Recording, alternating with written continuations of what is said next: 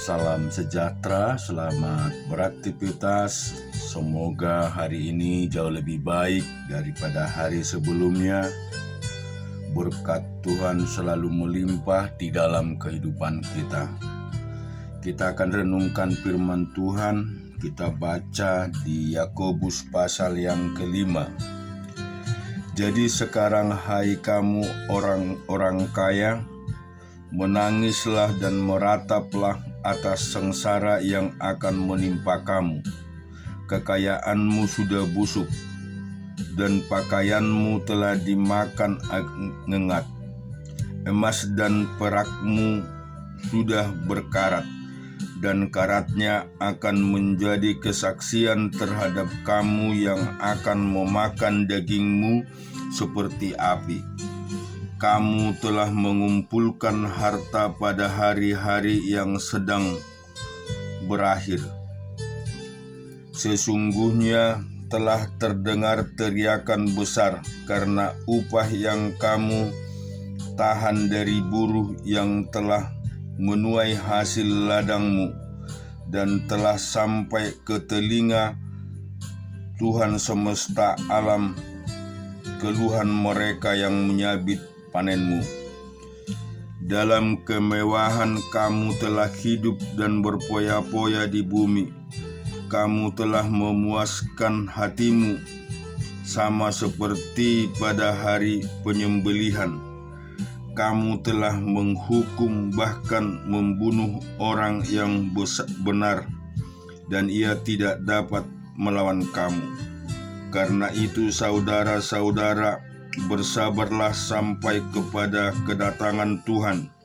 Sesungguhnya petani menantikan hasil yang berharga dari tanahnya, dan ia sabar sampai telah turun hujan musim gugur dan hujan musim semi. Kamu juga harus bersabar dan harus meneguhkan hatimu, karena kedatangan Tuhan sudah dekat. Saudara-saudara, janganlah kamu bersungut-sungut dan saling mempersalahkan, supaya kamu jangan dihukum. Sesungguhnya hakim telah berdiri di ambang pintu. Saudara-saudara, turutilah teladan penderitaan dan kesabaran para nabi yang telah berbicara demi nama Tuhan. Sesungguhnya kami menyebut mereka berbahagia, yaitu mereka yang telah bertekun. Kamu telah mendengar tentang ketekunan Ayub, dan kamu telah tahu apa yang pada akhirnya disediakan Tuhan baginya, karena Tuhan Maha Penyayang dan penuh belas kasihan. Tetapi yang terutama, saudara-saudara, janganlah kamu bersumpah demi sorga maupun demi bumi, atau demi sesuatu yang lain. Jika ya, hendaklah kamu katakan ya; jika tidak, hendaklah kamu katakan tidak, supaya kamu jangan kena hukuman. Kalau ada seorang di antara kamu yang menderita, baiklah ia berdoa. Kalau ada seorang yang bergembira, baiklah ia menyanyi. Kalau ada seorang di antara kamu yang sakit, baiklah ia memanggil para penatua jemaat supaya mereka mendoakan dia serta mengoleskan dengan minyak dalam nama Tuhan. Dan doa yang lahir dari iman akan menyelamatkan orang sakit itu, dan Tuhan akan membangunkan dia. Dan jika ia telah berbuat dosa, maka dosanya itu akan diampuni. Karena itu hendaklah kamu saling mengaku dosamu dan saling mendoakan, supaya kamu sembuh. Doa orang benar bila dengan yakin didoakan sangat besar kuasanya. Elia adalah manusia biasa. sama seperti kita, dan ia telah bersungguh-sungguh berdoa supaya hujan jangan turun, dan hujan pun tidak turun di bumi selama 3 tahun dan 6 bulan. Lalu ia berdoa pula, dan langit menurunkan hujan dan bumi pun mengeluarkan buahnya. Saudara-saudaraku, jika ada di antara kamu yang menyimpang dari kebenaran dan ada seorang yang membuat dia berbalik, ketahuilah bahwa barang siapa membuat orang berdosa berbalik dari jalannya yang sesat, ia akan menyelamatkan jiwa orang itu dari maut dan menutupi banyak dosa. Kita juga akan baca di dalam Hosea pasal yang kedua. Adukanlah ibumu, adukanlah, sebab dia bukan istriku dan aku itu bukan suaminya. Biarlah dijauhkannya sundalnya dari mukanya dan zinahnya dari antara buah dadanya, supaya jangan ada menanggalkan pakaiannya sampai dia telanjang, dan membiarkan dia seperti pada hari dia dilahirkan. Membuat dia seperti padang gurun dan membuat dia seperti tanah kering, lalu membiarkan dia mati kehausan. Tentang anak-anaknya, aku tidak menyayangi mereka, sebab mereka adalah anak-anak sundal. Sebab itu mereka telah menjadi sundal. Dia yang mengandung mereka telah berlaku tidak senonoh, sebab dia berkata, aku mau mengikuti para kekasihku yang memberi roti dan air minumku, minyak dan minumanku. Sebab itu sesungguhnya aku akan menyekat jalan dengan duri-duri dan mendirikan agar tembok mengurung dia, sehingga dia tidak dapat menemui jalannya. Dia akan mengejar para kekasihnya, tetapi tidak akan mencapai mereka. Dia akan mencari mereka, tetapi tidak bertemu dengan mereka. Maka dia akan berkata, aku akan pulang kembali kepada suamiku yang pertama, sebab waktu itu aku lebih berbahagia daripada sekarang. Tetapi dia tidak insaf bahwa akulah yang memberi kepadanya gandum, anggur, dan minyak, dan yang memperbanyak bagi dia perak dan emas yang dibuat mereka menjadi patung bal. Sebab itu aku akan mengambil kembali gandumku pada masa dan anggurku pada musimnya, dan akan merampas kain bulu domba dan kain lenanku yang harus menutupi auratnya. Dan sekarang aku akan menyingkapkan kemaluannya di depan mata para kekasihnya, dan seorang pun tidak akan melepaskan dia dari tanganku.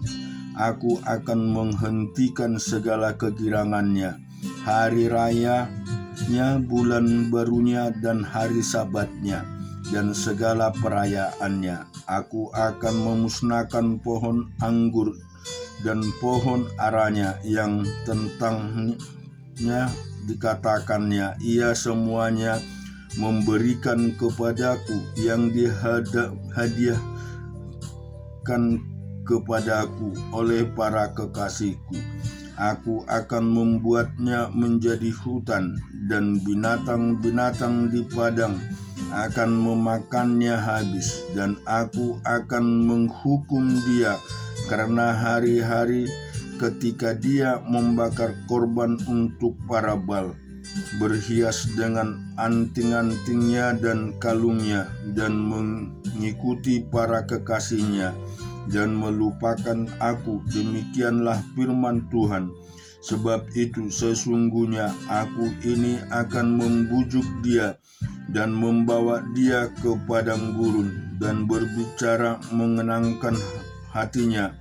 Aku akan memberikan kepadanya kebun anggurnya dari sana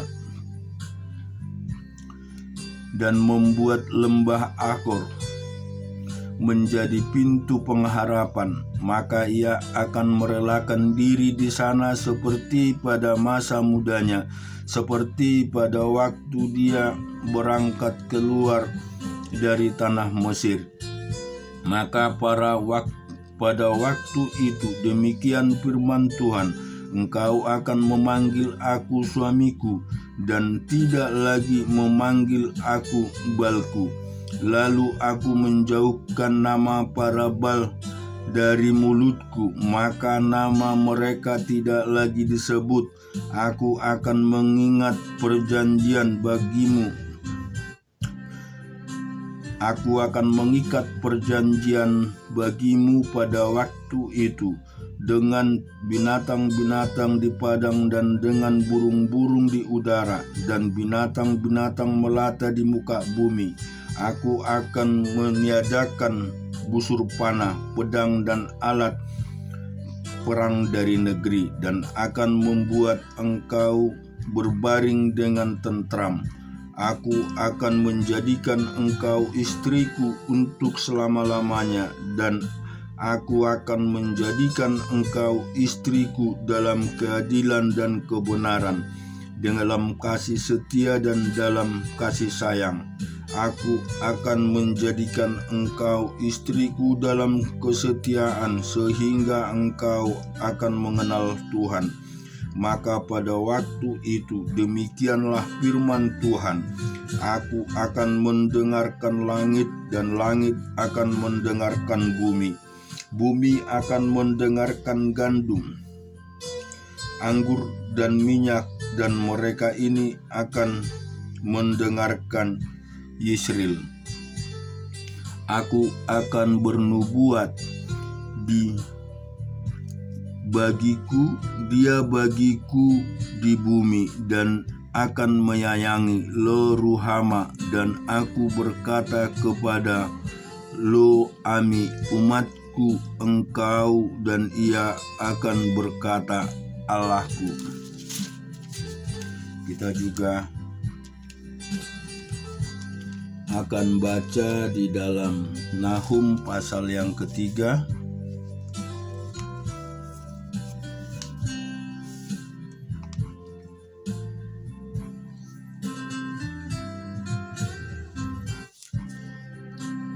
Celakalah kota penumpahan darah itu, seluruhnya dusta belaka, penuh dengan perampasan, dan tidak henti-hentinya penerkaman. Dengar lecut cambuk dan derak-derik roda, dengar kuda lari menderap dan kereta meloncat-loncat. Pasukan berkuda menyerang, pedang menyala-nyala, dan tombak yang berkilat-kilat. Banyak yang mati terbunuh dan bangkai bertimbun-timbun tidak habis-habisnya. Mayat-mayat yang tersandung jatuh pada mayat-mayat. Semuanya karena banyaknya persundalan si perempuan sundal, yang cantik parasnya dan ahli dalam sihir, yang memperdayakan bangsa-bangsa dengan persundalannya dan kaum-kaum dengan sihirnya. Lihat, aku akan menjadi lawanmu, demikianlah firman Tuhan semesta alam. Aku akan mengangkat ujung kainmu sampai ke mukanya, dan akan memperlihatkan auratmu kepada bangsa-bangsa dan kemaluanmu kepada kerajaan-kerajaan. Aku akan melemparkan barang keji ke atasmu, akan menghina engkau dan akan membuat engkau menjadi tontonan. maka semua orang akan melihat engkau, akan lari meninggalkan engkau serta berkata, Niniwe sudah rusak. Siapakah yang meratapi dia? Dari manakah aku akan mencari penghibur-penghibur untuk dia? Adakah engkau lebih baik dari Tebe, kota dewa Amon, yang letaknya di sungai Nil, dengan air sekelilingnya, yang tembok kotanya adalah laut, dan bentengnya adalah air. Ethiopia adalah kekuatannya, juga Mesir dengan tidak terbatas. Put dan orang-orang Libya adalah pembantunya. Tetapi dia sendiri pun terpaksa pergi ke pembuangan, terpaksa masuk ke dalam tawanan. Bayi-bayinya pun diremukkan di ujung segala jalan. Tentang semua orang yang dihormati dibuang undi, dan semua pembesarnya dibelenggu dengan rantai. Engkau pun akan menjadi mabuk, akan menjadi tidak berdaya. Engkau pun akan mencari tempat perlindungan terhadap musuh. Segala kubumu adalah seperti pohon ara dengan buah ara yang masak daunnya duluan. Jika diayunkan, maka jatuhlah buahnya ke dalam mulut orang yang hendak memakannya. Sesungguhnya laskar yang di tengah-tengahmu itu adalah perempuan-perempuan. Pintu-pintu gerbang negerimu terbuka lebar-lebar untuk musuhmu. Api telah memakan habis palang pintumu. Timbalah air menghadap pengepungan, perkuatlah kubu-kubumu, pijaklah lumpur, injaklah tanah liat, peganglah acuan batu bata. Di sana api akan memakan engkau habis, pedang akan membabat engkau, akan memakan engkau seperti belalang pelompat. Sekalipun engkau berjumlah besar seperti belalang pelompat, berjumlah besar seperti belalang pindahan, sekalipun kau perbanyak orang-orang dagangmu lebih dari bintang-bintang di langit. Seperti belalang pelompat, mereka mengembangkan sayap dan terbang menghilang. Sekalipun para penjagamu seperti belalang pindahan, dan para pegawainya seperti kawanan belalang yang hinggap pada tembok-tembok pada waktu dingin. Namun jika matahari terbit, mereka lari menghilang, tidak ketahuan tempatnya. Celaka, alangkah terlelapnya para gembalamu, hai raja negeri Asyur. Para pemukamu tertidur, laskarmu berserak-serak di gunung-gunung, dan tidak ada yang mengumpulkan. Tiada pengorbanan untuk cederamu, lukamu tidak tersembunyi. Semua orang yang mendengar tentang engkau bertepuk tangan karena engkau, sebab kepada siapakah tidak tertimpa perbuatan jahatmu terus-menerus. Dan kita juga baca di dalam 2 Raja-Raja pasal yang ke-20.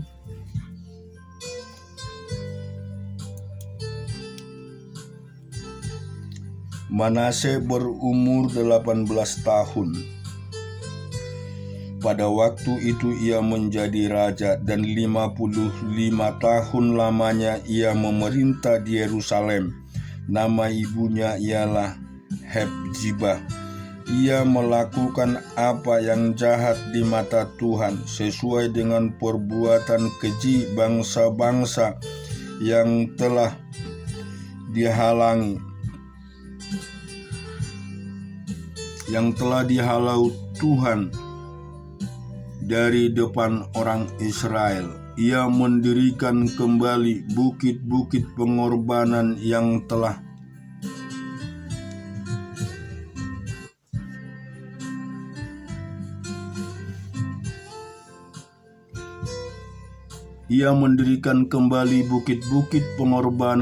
telah dimusnahkan oleh Hizkia ayahnya. Ia membangun mesbah-mesbah untuk Baal, membuat patung Asyera seperti yang dilakukan Ahab, raja Israel, dan sujud menyembah kepada segenap tentara langit dan beribadah kepadanya. Ia mendirikan mesbah-mesbah di rumah Tuhan, walaupun sehubungan dengan rumah itu Tuhan telah berfirman, di Yerusalem aku akan menurunkan menaruh namaku. Dan ia mendirikan juga mesbah-mesbah bagi segenap tentara-tentara langit, kedua pelataran rumah Tuhan. Bahkan ia mempersembahkan anaknya sebagai korban dalam api, melakukan ramal dan telaah, dan menghubungi para pemanggil arwah dan para pemanggil roh peramal. Ia melakukan banyak yang jahat di mata Tuhan, sehingga ia menimbulkan sakit hatinya. Ia menaruh juga patung Asyera yang telah dibuatnya dalam rumah, walaupun sehubungan dengan rumah itu Tuhan telah berfirman kepada Daud dan kepada Salomo anaknya, dalam rumah ini dan di Yerusalem yang telah kupilih dari antara segala suku Israel, aku akan menaruh namaku untuk selama-lamanya. Aku tidak akan membiarkan bangsa Israel lagi dibawa keluar dari tanah yang telah kuberikan kepada nenek moyang mereka, asal saja mereka tetap berbuat tepat seperti yang telah kuperintahkan kepada mereka, dan tepat menurut hukum yang telah diperintahkan kepada mereka oleh hambaku Musa. Tetapi mereka tidak mau mendengarkan, dan Manase menyesatkan mereka, sehingga mereka melakukan yang jahat lebih daripada bangsa-bangsa yang telah dipunahkan Tuhan dari hadapan orang Israel. Kemudian berfirmanlah Tuhan dengan perantaraan para hambanya, yakni para nabi, oleh karena Manase raja Yehuda telah melakukan kekejian-kekejian ini, berbuatlah jahat lebih daripada segala yang telah dilakukan oleh orang Amori yang mendahului dia, dan dengan berhala-berhalanya ia telah mengakibatkan orang Yehuda berdosa pula. Sebab itu beginilah firman Tuhan Allah Israel, sesungguhnya aku akan mendatangkan malapetaka atas Yerusalem dan Yehuda, sehingga setiap orang yang mendengar akan bising kedua telinganya, dan aku akan merentangkan atas Yerusalem tali pengukur sama seperti atas Samaria, dan tali unting-uting sama seperti atas keluarga Ahab. Dan aku akan menghapuskan Yerusalem seperti orang menghapus pinggang, yakni habis dihapus, dibalikkan pula menungging. Aku akan membungkamkan sisa milik pusakaku, dan akan menyerahkan mereka ke dalam tangan musuh-musuh mereka, sehingga mereka menjadi jarahan dan menjadi rampasan bagi semua musuh mereka, oleh karena mereka telah melakukan apa yang jahat di mataku. Dan dengan demikian mereka menimbulkan sakit hatiku mulai dari hari nenek moyang mereka keluar dari Mesir sampai hari ini.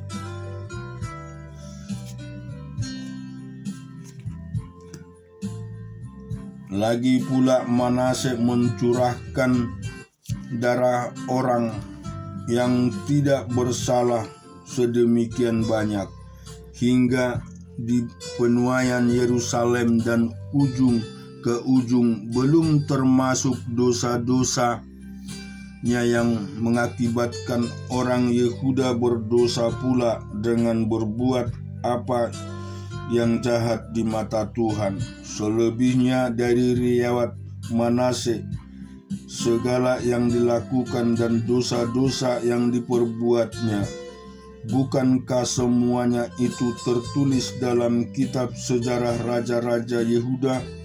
Kemudian Manase mendapat perhatian bersama-sama dengan nenek moyangnya, dan ia dikuburkan di taman istananya di Taman Usa. Maka Amon anaknya menjadi raja menggantikan dia. Amon berumur 22 tahun pada waktu itu ia menjadi raja, dan 2 tahun lamanya ia memerintah di Yerusalem. Nama ibunya ialah Mesulemet binti Harus dari Yokba. Ia melakukan apa yang jahat di mata Tuhan, seperti yang telah dilakukan Manase ayahnya. Ia hidup sama seperti ayahnya dahulu, sambil beribadah kepada berhala-berhala yang disembah oleh ayahnya, dan sujud menyembah kepada mereka. Ia meninggalkan Tuhan Allah nenek moyangnya dan tidak hidup menurut kehendak Tuhan. Dan pegawai-pegawai Amon mengadakan persepakatan melawan dia dan membunuh raja di istananya. Tetapi rakyat negeri itu membunuh semua orang yang mengadakan persepakatan melawan Raja Amon, dan rakyat negeri yang mengangkat Yosia anaknya menjadi raja pengganti dia. Selebihnya dari riwayat Amon, apa yang dilakukannya, bukankah semua itu tertulis dalam kitab sejarah raja-raja Yehuda? Kemudian ia dikuburkan dalam kuburnya di Taman Usa. Maka Yosia anaknya menjadi raja menggantikan dia. Amin. Tuhan memberkati kita semua.